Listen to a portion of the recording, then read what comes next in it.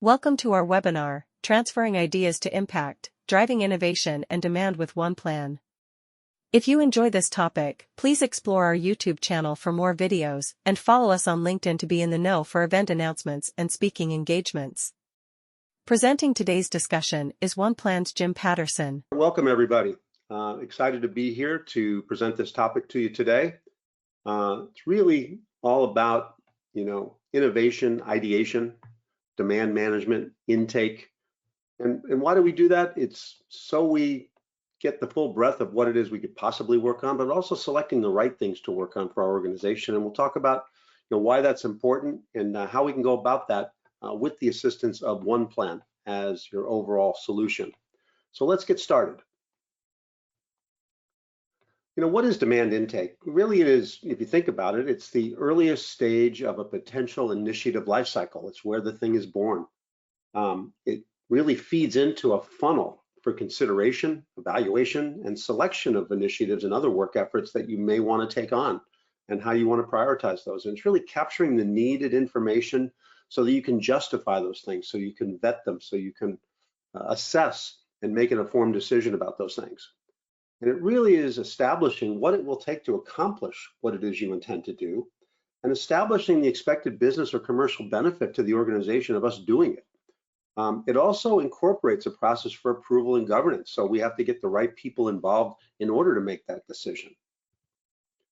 Now, unfortunately, how many organizations are doing this today is still in things like Word documents and tables with fields or in Excel files or even via email or general collaboration tools like a SharePoint or a Teams or something like that.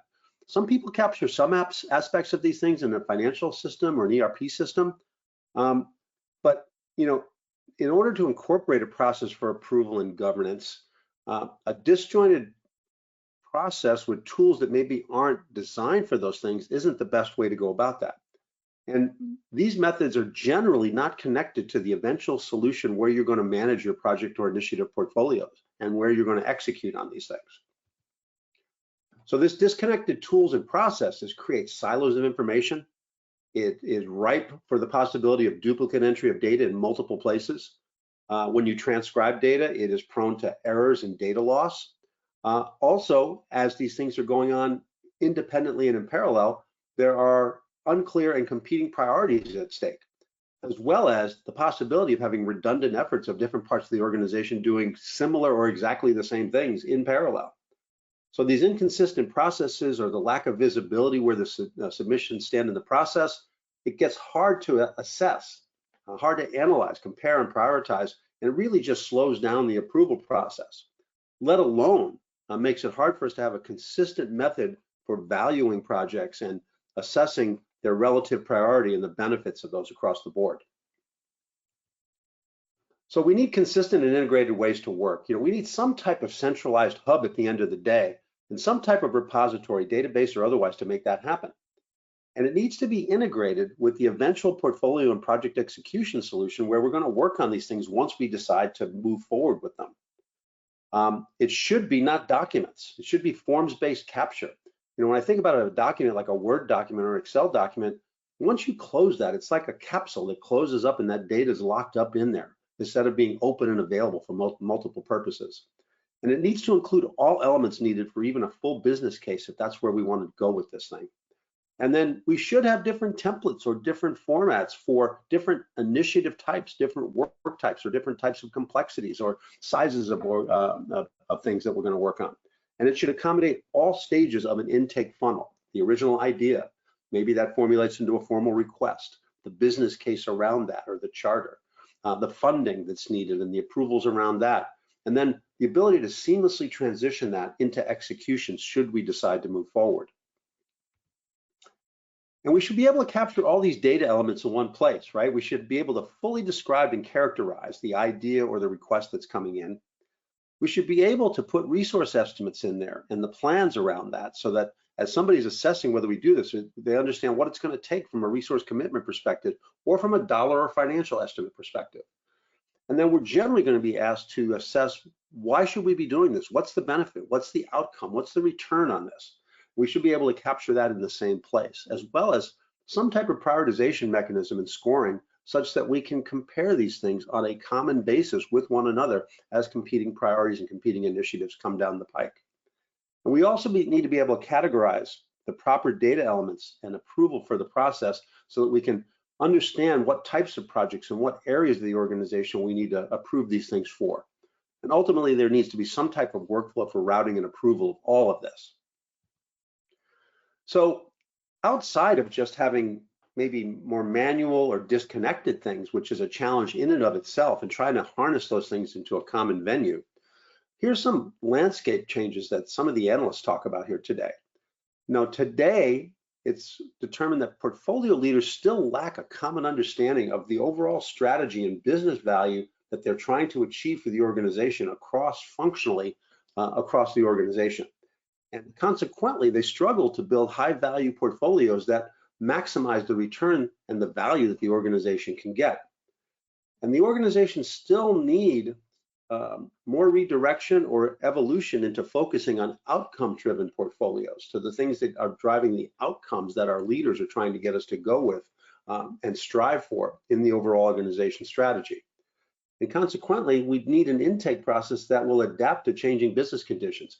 The marketplace is, moving faster than ever before.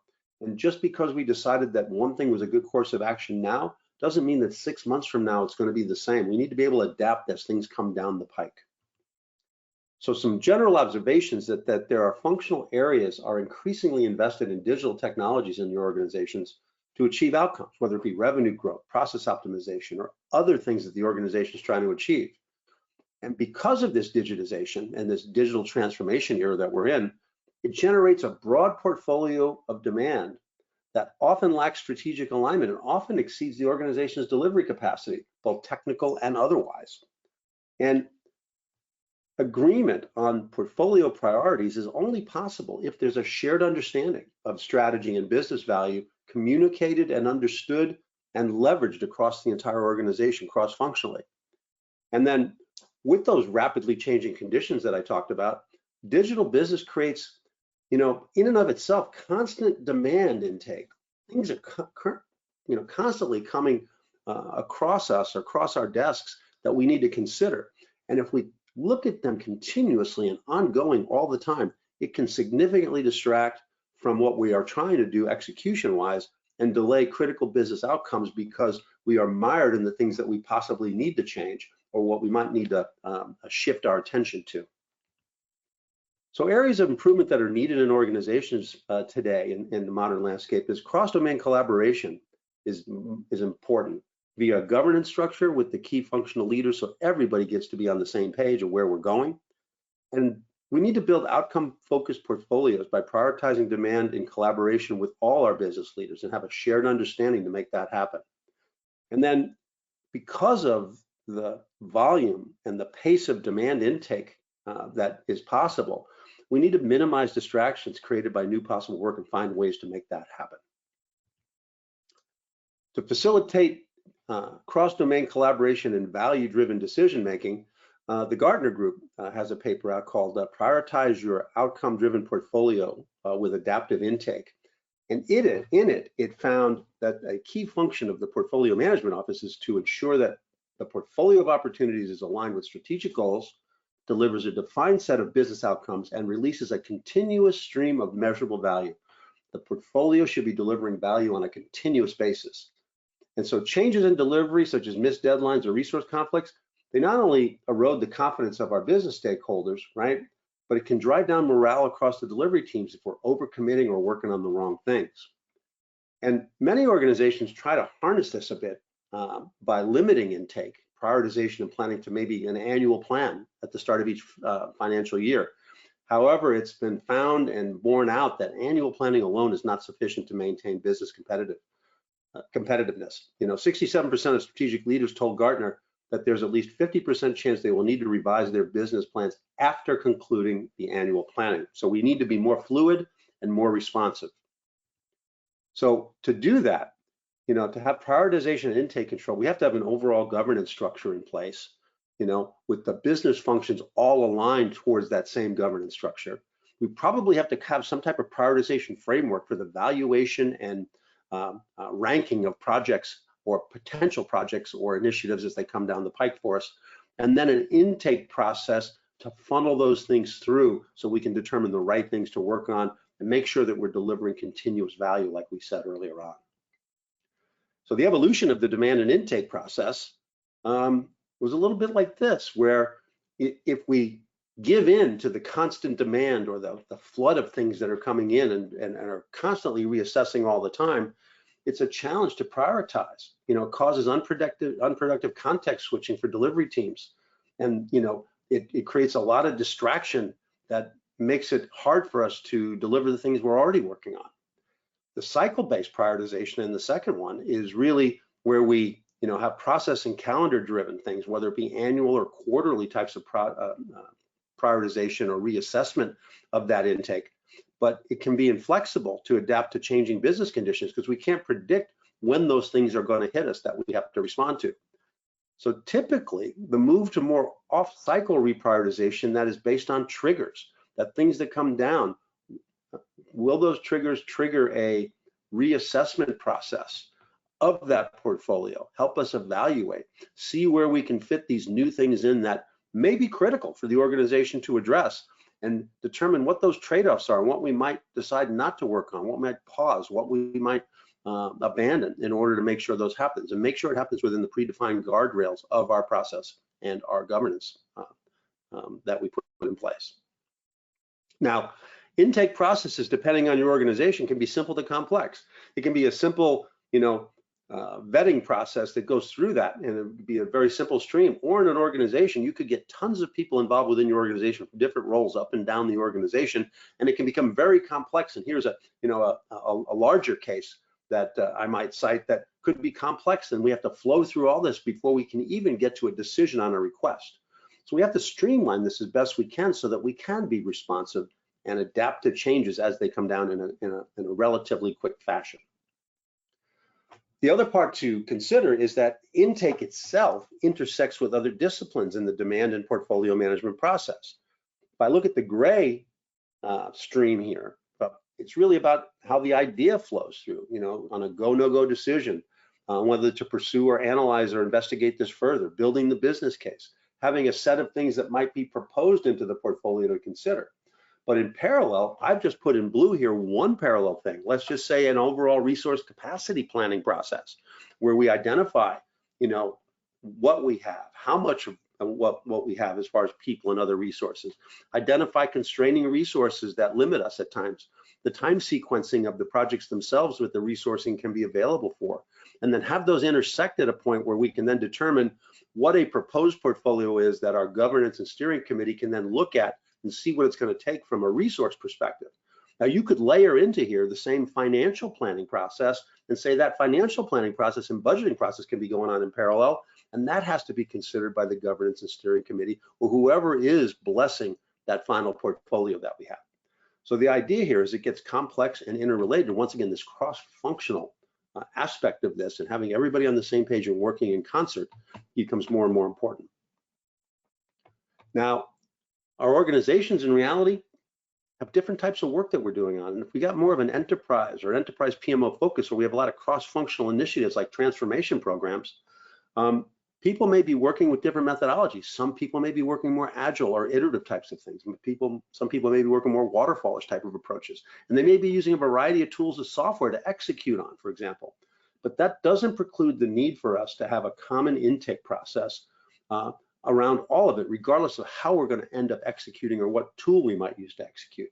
It's got to be done in concert in a more holistic fashion.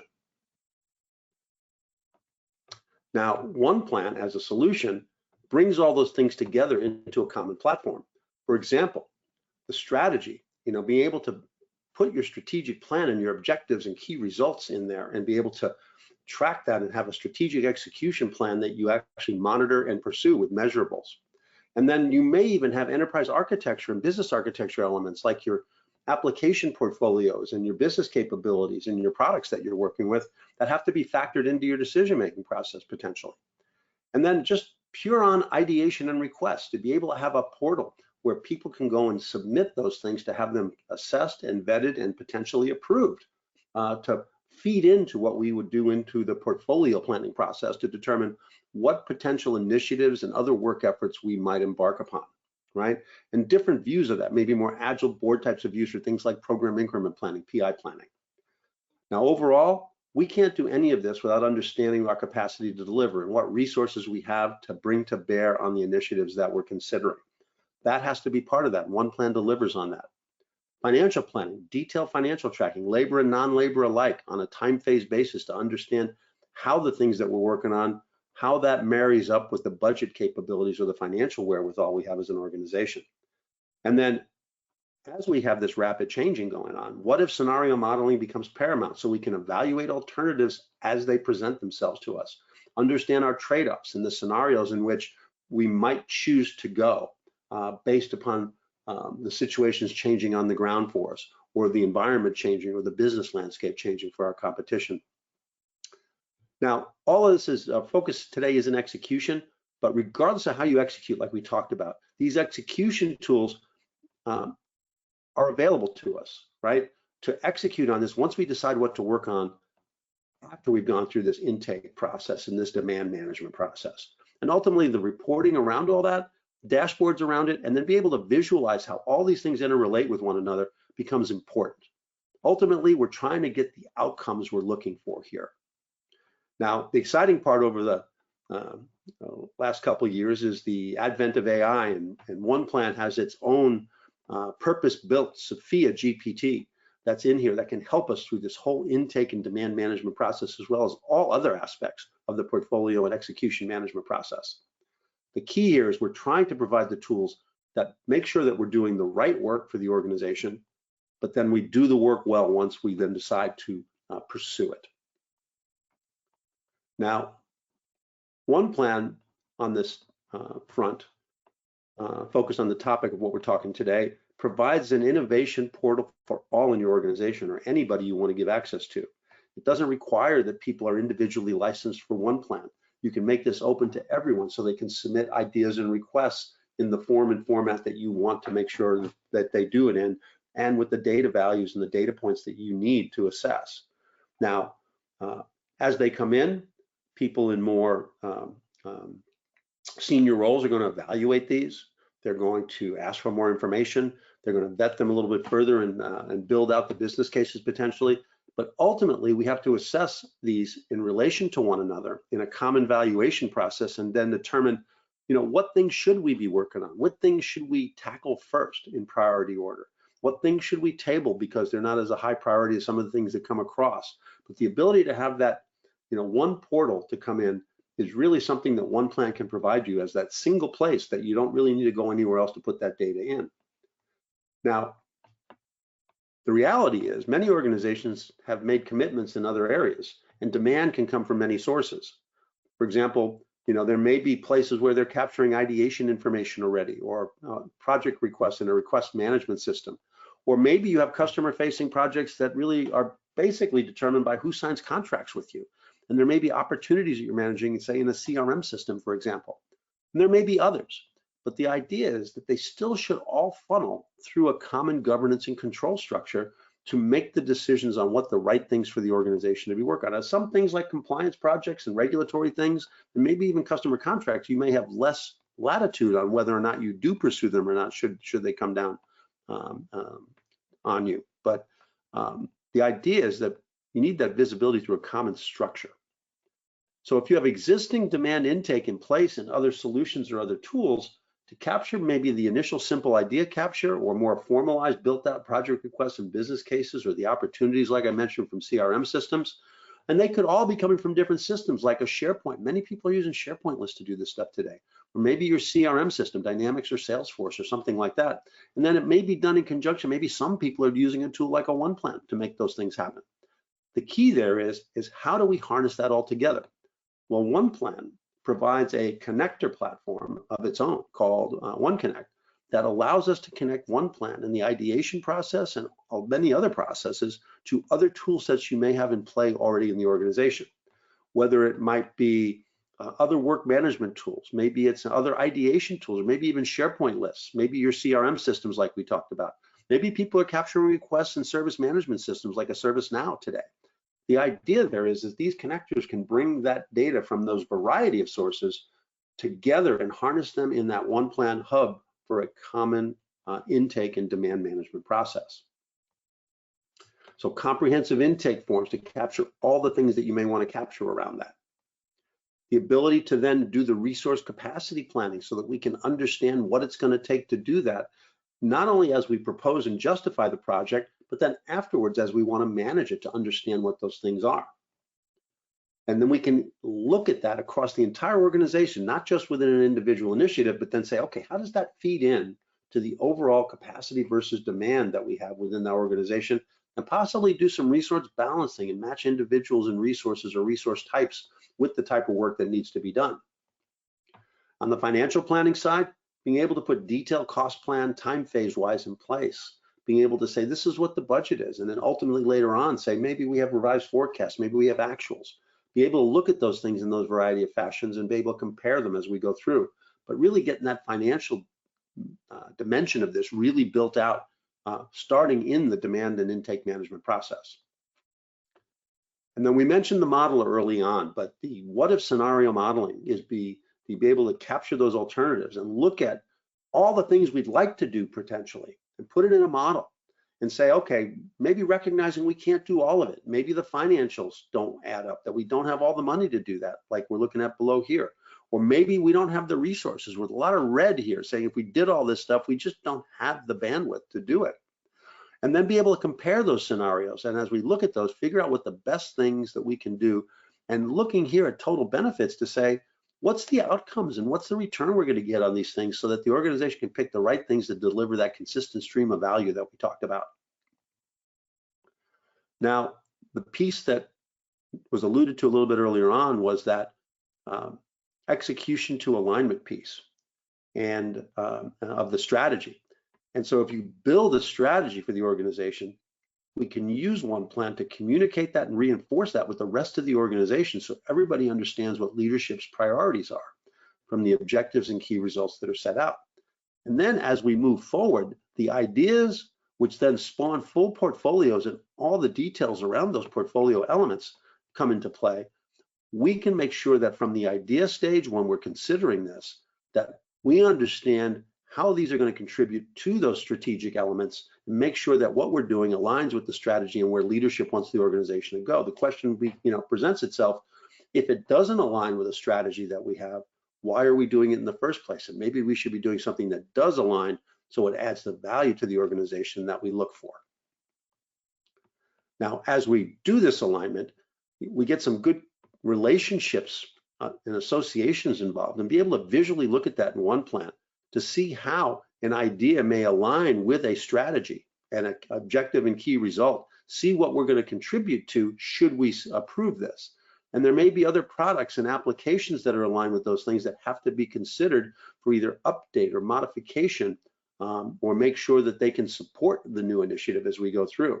All kinds of those associations, dependencies have to happen if we're going to have a really robust, responsive intake and demand process as part of our overall portfolio management discipline.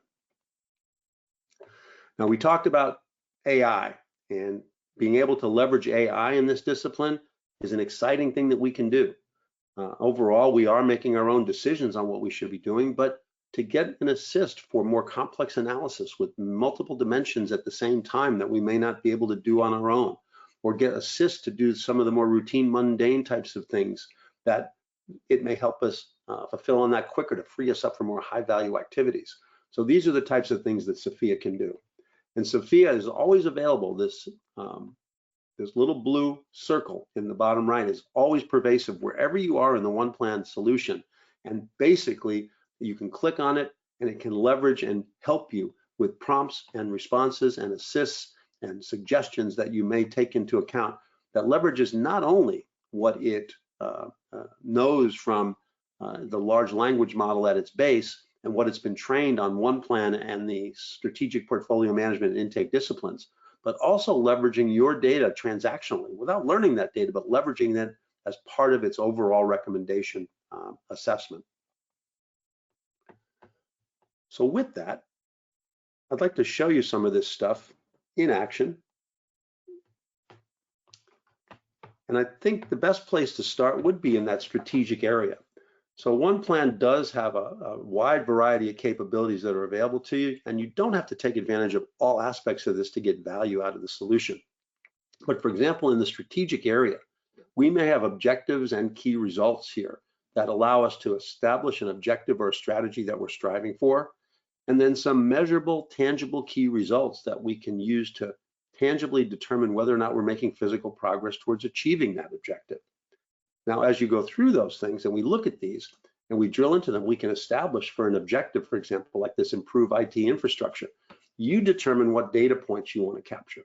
You determine how you want to characterize them. What data you want to capture. These forms, we provide you templates out of the box, but the idea here is that you can determine what data points you'd like to have in this. It's really a drag and drop form builder that allows you to easily build this.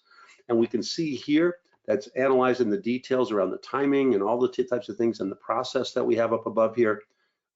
Here's the associated key results that we have that are tangibly measuring how we're doing in achieving this.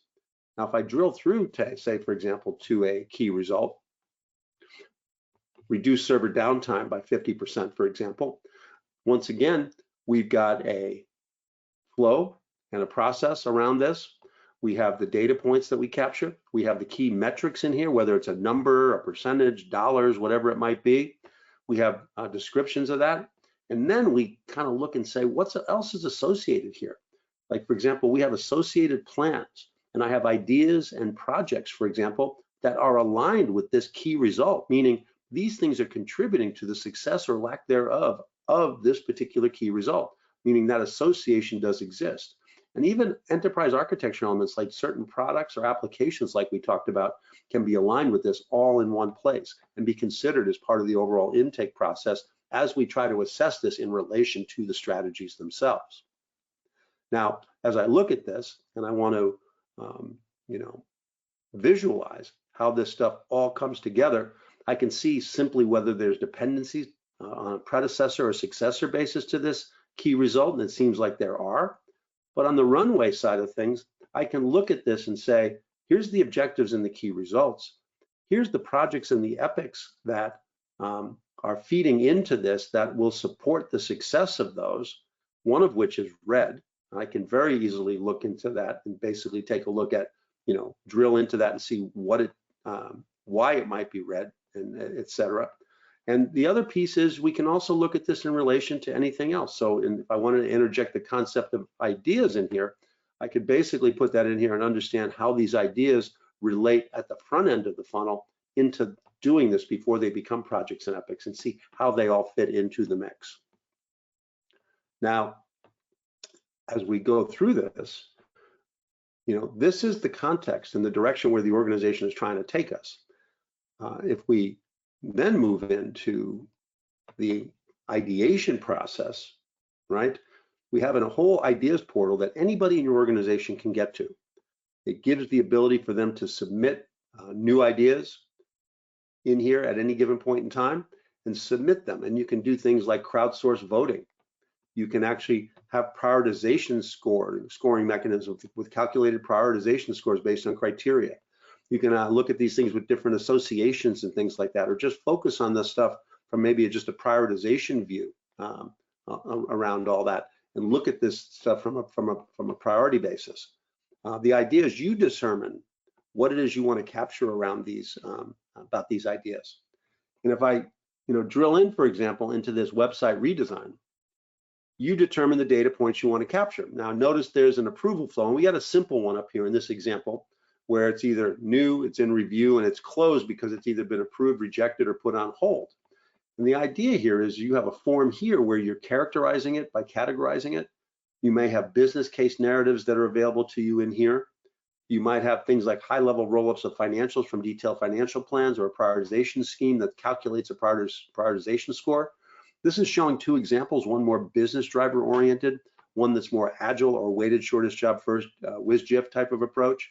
And then we also have some associated plans or projects that might already be in flight that this might be associated to, that this might impact or might need in order to make this happen. So the key here is as we look through this, you might look at this website redesign and build it out.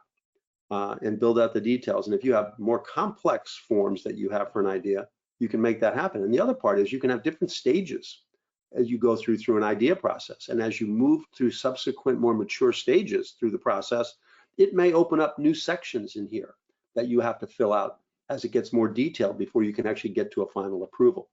So once again, a lot of flexibility in how you'd make this happen, as well as be able to take these requests and put them out to things like Word documents or PDFs for people that aren't in the tool to assess those things as well. Now, as I'm in here, one of the things I mentioned, Sophia can help you with maybe more routine type of things. And a very simple case, for example, is maybe I need to put a value statement in here. In addition to the Sophia icon that you see down here in the lower right, right here within the value statement, we can see we can generate a value statement with Sophia. And let's say, for example, knowing the data and the metadata that I put in here and the naming of this project, I can go in and put into Sophia, and I can make a request and say, create a value statement for this idea, including cost and benefits, and ask it to generate that value statement for us. So here we are with a value statement, actually in rich text and with bulleted types of things that has an objective.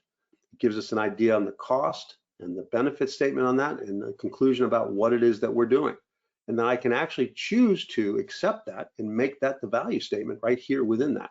Now, obviously, you want the ability to modify this and augment this with your own input, but speeding up the process instead of starting from a blank canvas is something that we can readily do in this process. So kind of exciting stuff to help us get things done more quickly. Now, on the visualization side, here I am in an idea. If I want to visualize how this fits into the overall mix of things, there are no predecessors or successors, but this idea is really got one thread supporting through one key result, which ultimately impacts one objective. And there is a related product that we may have to consider as we go through this.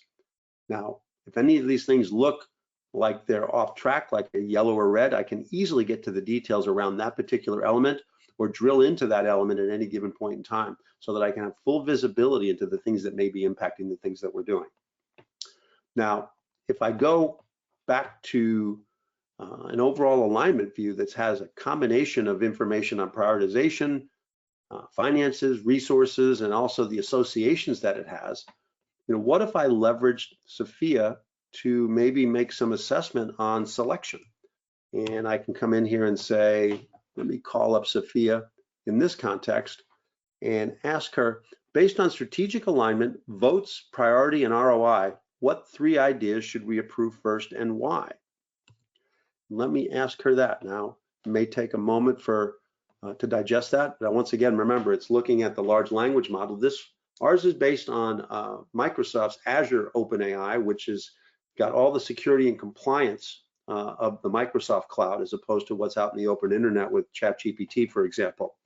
And so it's leveraging that, all the things it's been trained on OnePlan, and on the things on the strategic portfolio management disciplines, and then as well as transactionally, without learning from your data, leveraging the data that you present to it.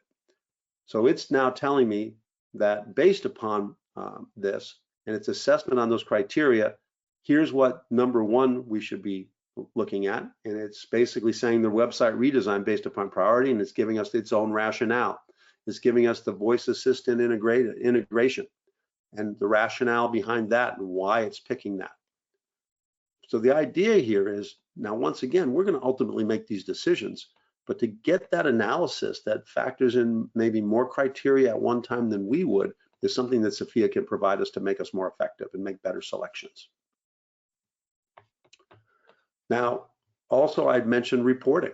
Now, yes, I'm looking at these list views that people typically will work in, but if you're a more agile oriented group, and you want to do things like program increment planning, we do have boards for the ideation and for our overall portfolio. In this particular case, I got a board that's got columns by category of project, and then the swim lanes are by the overall priority, which are the high priorities and lower priorities, etc. But you can have boards that are using all kinds of different criteria. So as we look at columns, we can use any data element that we have in the system as a column or as a priority, so we can have different perspectives and even look at these things from a time phase basis for things like program increment, should we want to do that. And then ultimately, for people that maybe aren't hands-on transactionally in the tool, we can look at an ideation dashboard that allows us to take all the data that's in there and basically assess and slice through this in different ways, where I might be able to look at benefits versus prioritization on those matrices in a bubble chart and look what things are in the high priority, high benefits realm that you'll be working on. Two of our biggest things are actually in that mix. Or we could just focus down on criteria and say, what are the compliance things that we need to work on? And what are those things that we got to tackle, or security related things? And that gives us a good analysis to help us make those decisions as well, in addition to what we see in the OnePlan screens, as well as with the assist from Sophia. Okay. Now, ultimately, when we get to our portfolio, we can promote either through our workflows or through somebody with permissions appropriate for that task to reorganize these things and make an idea into that. And I probably should go back to that view real quick, is what, as I come through here, if we decide to embark upon one of these things, I can actually come in here and I can do what they call a reorganize or a convert, to take this idea and I can turn it into a project at Epic, or a feature if we're looking at something more agile related.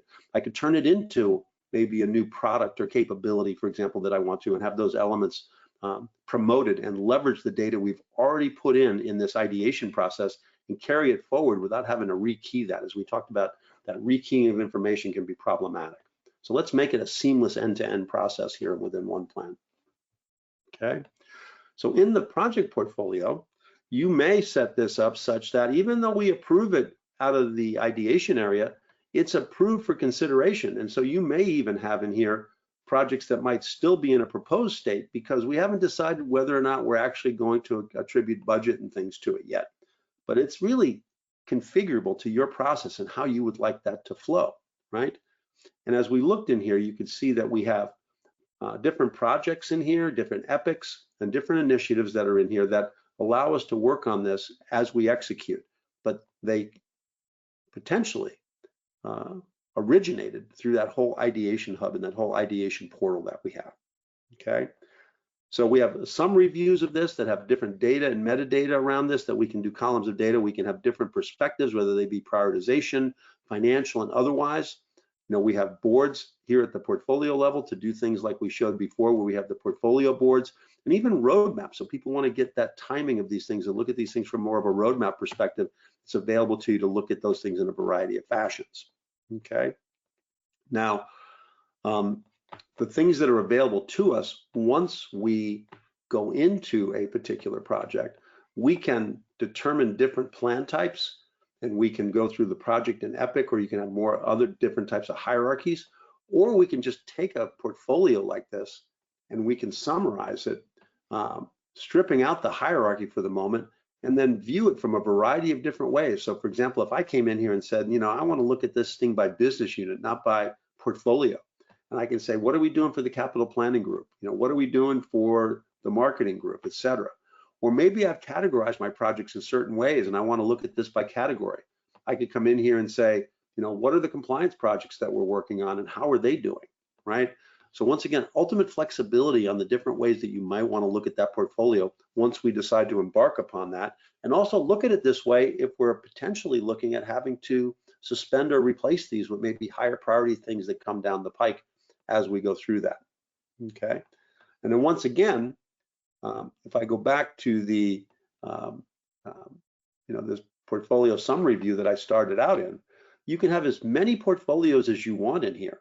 So this one generally represents different parts of the organization, each of which has their own portfolio, and our enterprise security model allows you to determine who has what access and what capabilities within those, such that we can really have a whole enterprise portfolio management solution in here, driven and fed by that ideation and intake and demand process. I would say that as we drill into a particular, just so you know the capabilities that we have in here, if I drill into a specific project or initiative, there is, just like with the ideas, there is the idea of a details page that would have a flow or a life cycle or stages or phases that you determine what they are.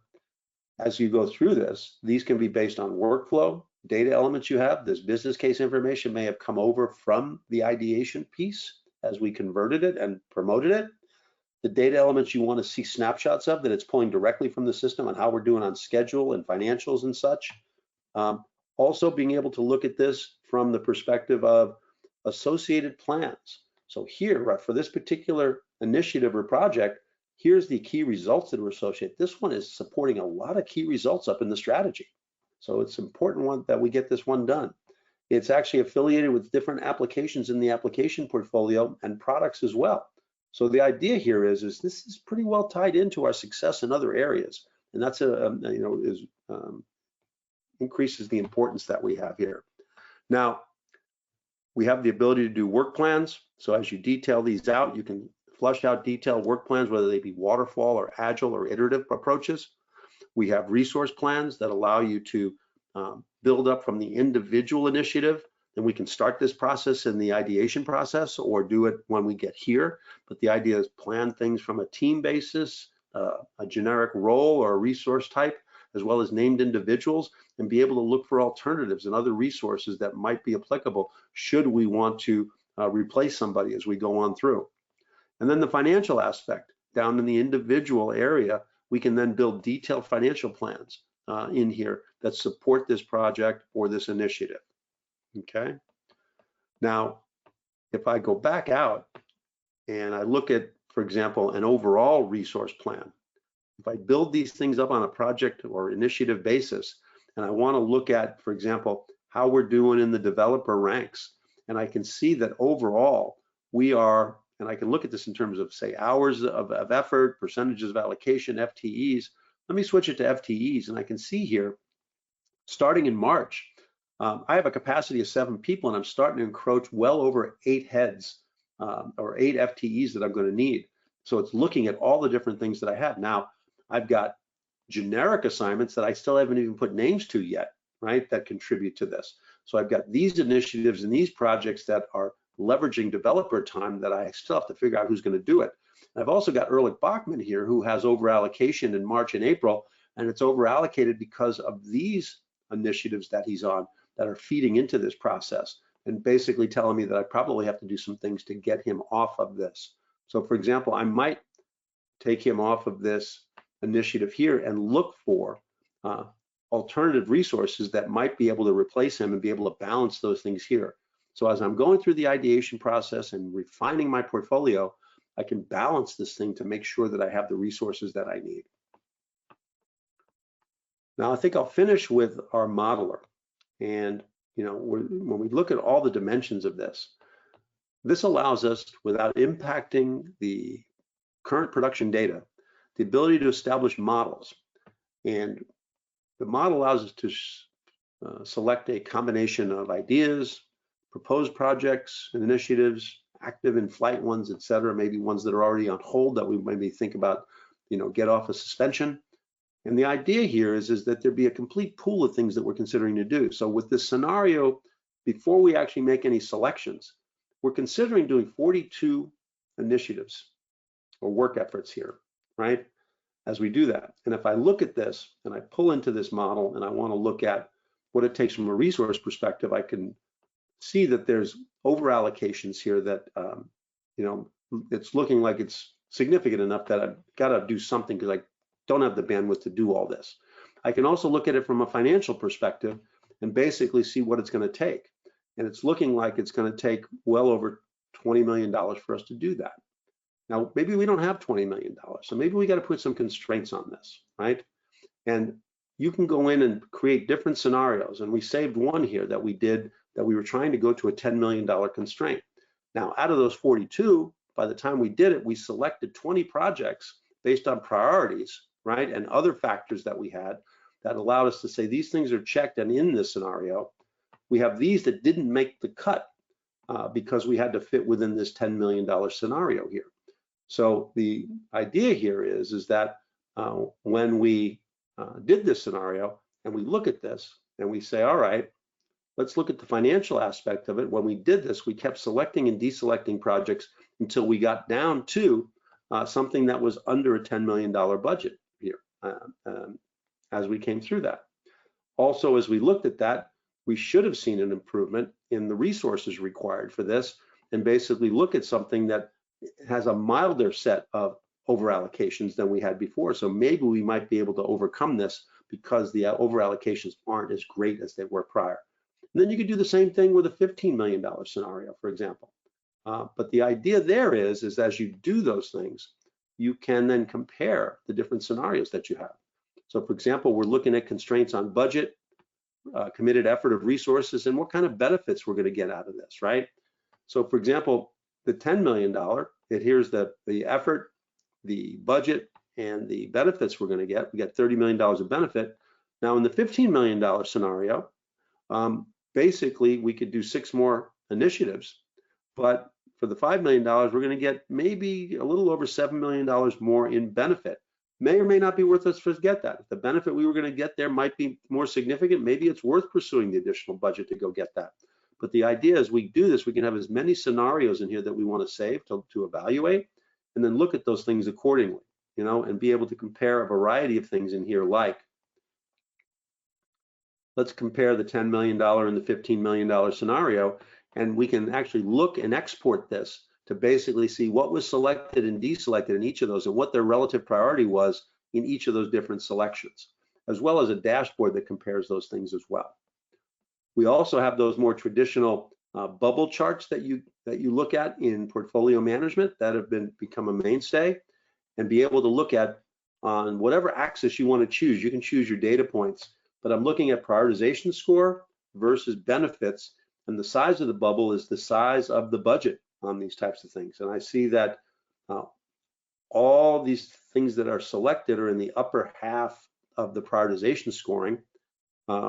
Benefits vary, but I could also show in here at any given point in time what we didn't select to make sure that we haven't overlooked something that we need to consider putting into the mix. On top of that, we have another use of the visualizer that I showed you earlier on. And that visualizer basically can do a couple things. Let me dominate the screen with the visualizer itself. One is, as we selected things in a scenario, are there predecessors and successors to these items that we overlooked, that we didn't select something that we must have? Should we consider moving this in and moving something else out because it's something we did select is dependent on it? Also, that whole runway concept, when we start looking at the entire model and I see the objectives and the key results and the plans and the products that we picked, we can see how they all interrelate one another, and we can look at these things visually to see, are we got some things that aren't supporting anything? For example, we have a process improvement and a consolidation relocation project that doesn't seem to be, it's aligned with anything. Well, should we be working on that if it really doesn't support any of our stated objectives? That's a question we might have to ask ourselves, but this may raise the question for us. And then overall, as we look through this, you know, there's also reporting on this. So for the non-user of OnePlan and they want to look at the assessments around this stuff, we can get model or scenario reporting around this such that I can come in here and look at that same strategic planning that we did before and look at the comparisons of the different scenarios in the model. We can look at what's in and what's out in the different model scenarios. We can look at the financial aspects of those things, comparing the different scenarios, the $10 million and the $15 million, as well as the resource analysis as we come through that. So once again, the ability to do a lot of what if analysis alternatives and assess those in a fine way to make sure we hone this down to the right portfolio. Let's summarize and talk about some potential next steps. So what we talked about here is that demand can come from all parts of the organization, internal and external. You know, people may be using email documents and spreadsheets now to capture ideas, but these disconnected documents and tools result in data silos that have their own problems. Common understanding of strategy and priorities is needed, and many organizations are still kind of lacking in that, in having that common understanding or foundation. And we hopefully showed you today that OnePlan provides a complete strategic portfolio management solution for from the Microsoft Cloud, and it gives us a consistent method, or the opportunity for a consistent method for intake and governance to be used for all projects. It has automated workflows that allow us to move things from that, you know, unvetted idea or request all the way through promoting it to a project or an initiative that we can then move forward and execute. And it can support a variety of execution methodologies and tools. It's also providing a central repository for intake and analysis supporting for all kinds of demand and gets everybody in your organization involved should you desire to make that happen. And then intake requests and they can be promoted to initiatives and other elements in here very seamlessly. Now, we do these webinars because this is our passion. Anything revolving around portfolio management really is our passion, and bringing that capability to organizations and helping them mature in that discipline. We're consistently recognized as a market leader in this area. Microsoft recognizes 5 years running as either their Partner of the Year or finalist for Global Project and Portfolio Management Partner of the Year with our Microsoft-based solution. We're also recognized by Gartner Group 2023 and 24 in the Pure Insights Voice of the Customer for Strategic Portfolio Management, also recognized in the Forrester Wave for Strategic Portfolio Management, and also others like Infotech Research. Now, if you want to try some of the stuff out you saw here today, we do offer you free trials. You can go to oneplan.ai/solutions, and you can basically go out here and try it. I would recommend, if you want the full breadth of capabilities, use the Strategic Portfolio Management Solution template that's out here. We're happy to provide complimentary assistance. If you want the best results on that and guidance on how to do that, just reach out to us, and we're happy to help you on that free trial. Now, we do offer free trials, so if that's where you're at and you'd like to kick the tires a little bit, please do, and please engage us because we can help you get more effective results out of it. We can also do a roadmap workshop with you if you just want to assess what it would take to get you from where you're at today into a solution like this, and maybe make that first step and what that roadmap of phasing might be to get that in there. Or if you're not even there yet, if you just saw a very high-level demo from me today and you want a free personalized one-on-one demonstration from us, reach out to us at contact@oneplan.ai, and we're happy to align you with an expert who can help work on you with that, work with you on that, I should say. And if you really just want to do further research, go to www.oneplan.ai, and we have a lot of great information out there that you can do some investigation and research on your own. So with that, I'd just like to thank you for your time and attention today and your interest. I know your time is valuable out of your busy day. I'd like to thank you. This singular hub that OnePlan provides, not just as a general platform for everything, but a general platform for purpose-built for strategic portfolio management, which includes that intake and demand process. Once again, reach out to us at contact@oneplan.ai. If you want to reach out to me directly, my email address is here as well. And that whole hub concept of bringing everything together, we call that the power of one here at OnePlan. We really hope you engage with us, and we look forward to meeting with you in the future. Have a great day.